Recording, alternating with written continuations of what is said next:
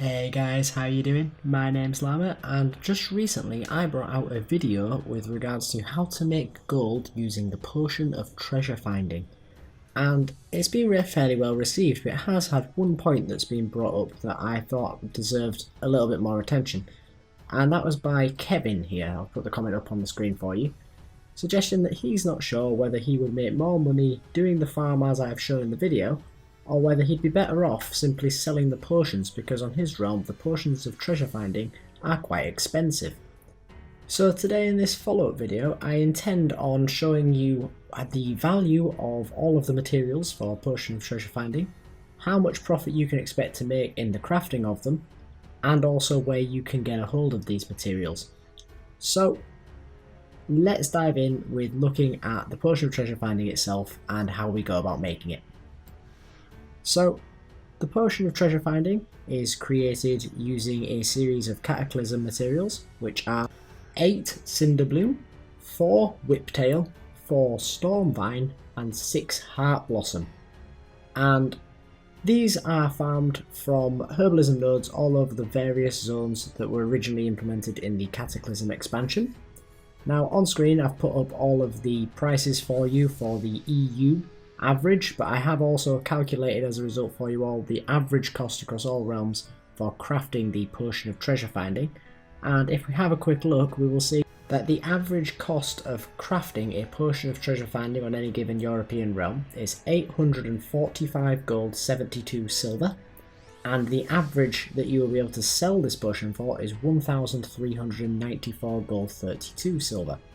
So that is quite an impressive profit margin straight off the bat. So Kevin is absolutely correct that there is potentially money to be made in the crafting of the potion of treasure finding, and as to whether you can farm enough of the tiny treasure chests with this potion to make it viable to use it as opposed to selling the potions outright is a decision that you will have to make for yourselves, as this will be very much subjective from person to person based on the prices of the potion and the materials on your realm, whether you have the capacity in terms of the professions available to you to be able to craft the potion from the materials, and of course how efficient you are in the farming of the tiny treasure chests.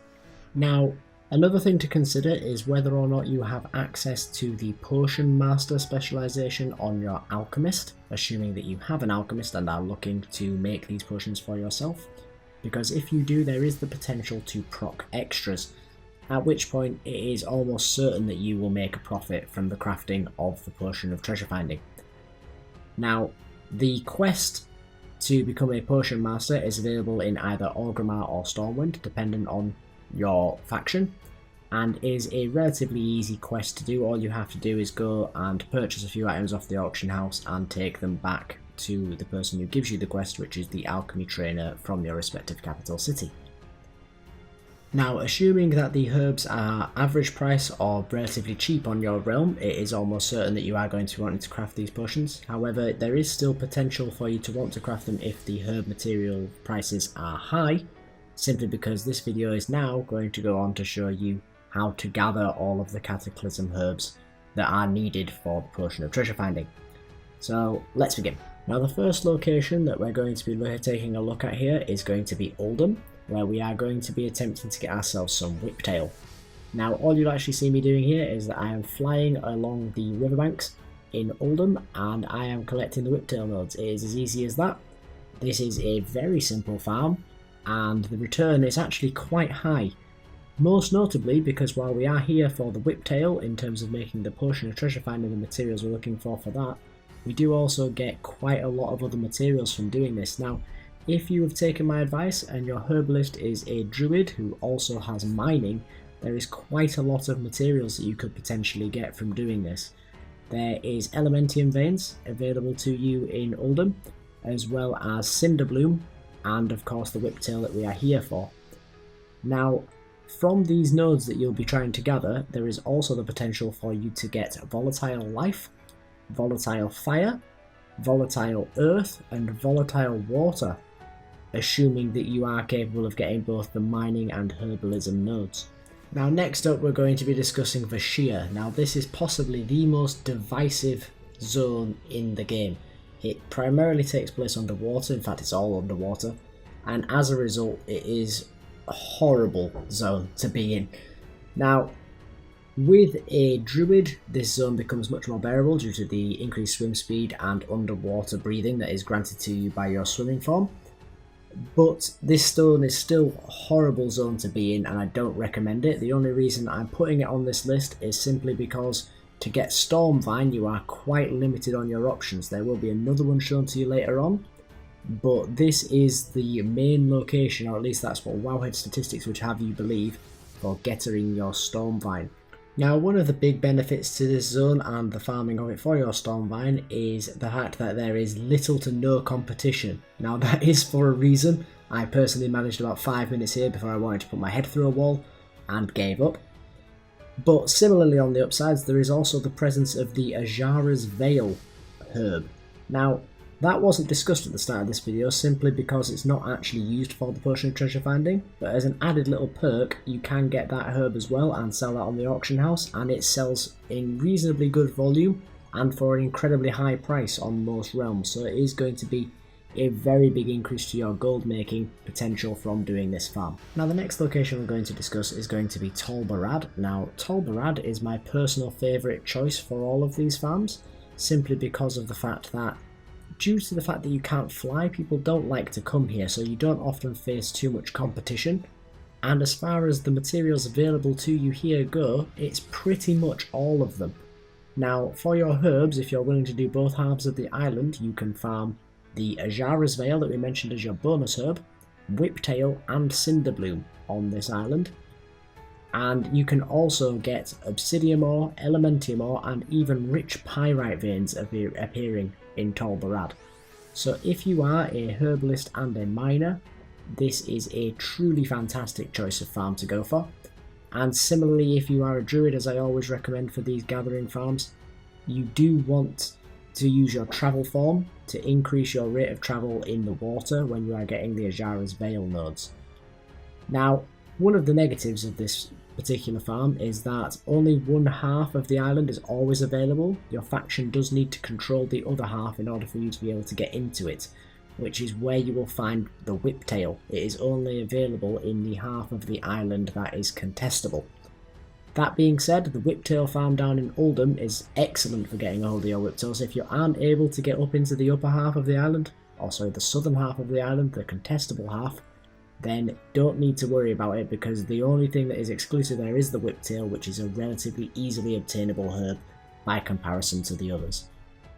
Now, our penultimate location is Mount Hyjal. Now, Mount Hyjal gives you a bit of a mixed bag, so on the pros side of things, we have access to Cinderbloom and Stormvine in this zone, as well as a large amount of Obsidian, which sells for quite a lot. Now, on the flip side of that, we do have the issue of a lot of the nodes are sort of phased out unless you have completed the zone's questline. Now, the questline's quite fun and doesn't take that long, but you are limited behind it. And because of the way that the zone transforms, I won't give away too much spoilers if you're interested in doing the questline, you sort of lose out on some of the locations as well when you complete it. It's not simply that you gain more when you've completed the questline, it simply changes.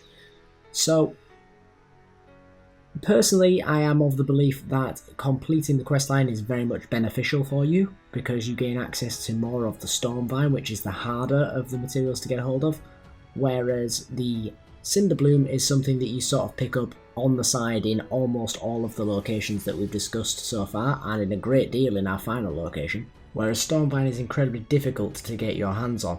Now, the Stormvine is still going to be quite difficult to get your hands on following the completion of the questline, but it is greatly improved by doing so, and I highly recommend completing the Hyjal questline and using this location to gather your Stormvine if Stormvine isn't readily available on your server from the auction house.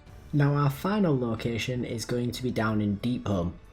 Now, Deepholm is a fantastic zone to farm in if you have both herbalism and mining, simply due to the fact that there are so many nodes in Deepholm that you can't go too far without being able to find something to gather.